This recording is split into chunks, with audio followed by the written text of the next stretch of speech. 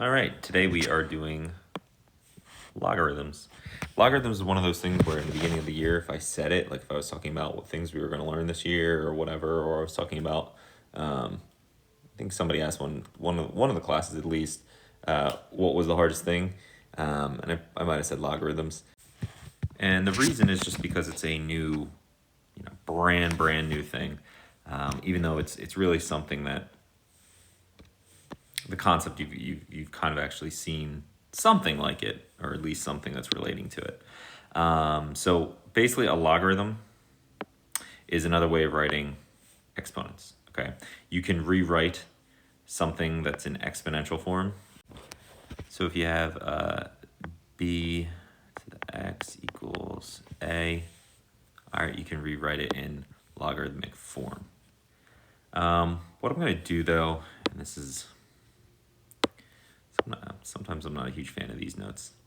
What I want you to do, if you are watching and paying attention and doing all the things that I'm asking you to do, I would definitely write this down because this will help you out a lot. So we have exponential form.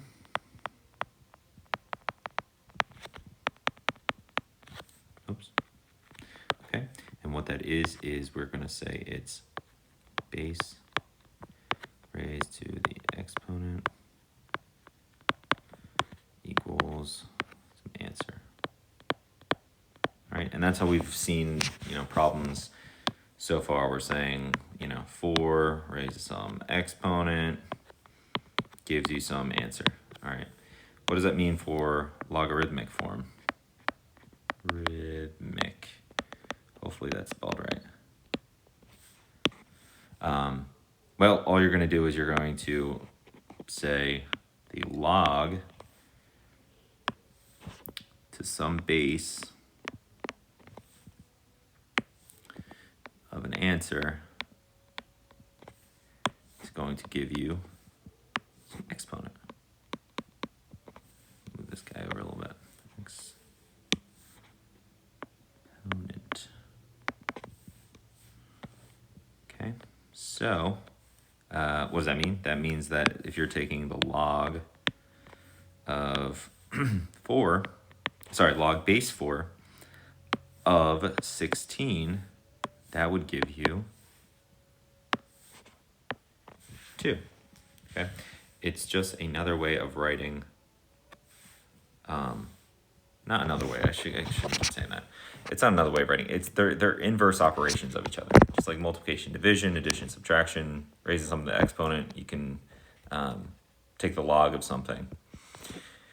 And I know some of you guys might be saying to yourself, okay, wait, I thought exponential, the inverse operation was squaring and square rooting. The problem with squaring and square rooting is that if you're taking just graphically, if you're looking at a square root functions, they just go like this because you don't have this guy. Because again, remember when we said that if there's negative answers, you can't take the square root of a negative, right? Because that'll just give you an imaginary number. So the logs are used as a true inverse of the exponential form, okay? Not the functions, the form, okay? All right, so just going back to our notes. Let's see, so what do we have? I think we had it in yellow. Log, some base, some answer equaling exponent, right? Base, some exponent equals an answer. All right, trying to use colors to help you out. So all you are doing today is you are just going to convert these 6 problems. All right, I'm going to do I'll do 1 and 3 for you. So if I have this in logarithmic form, right, just use sort of the colors or use your notes. It shouldn't be too bad. We have log of some base, some answer equaling some exponent, right? 3 squared equals 9. And the nice thing for a lot of these is that when you're looking at your answer, it makes sense, right? 3 squared equals 9. That makes sense.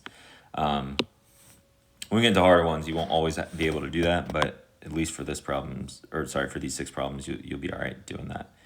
So again, if I rewrote this, right, I would have my base of 7, my exponent 0 equaling 1. Does that make sense? Is 7 to the 0 power 1? Yes, it is. All right. So you're just going to do 2, 4, 5, and 6 today.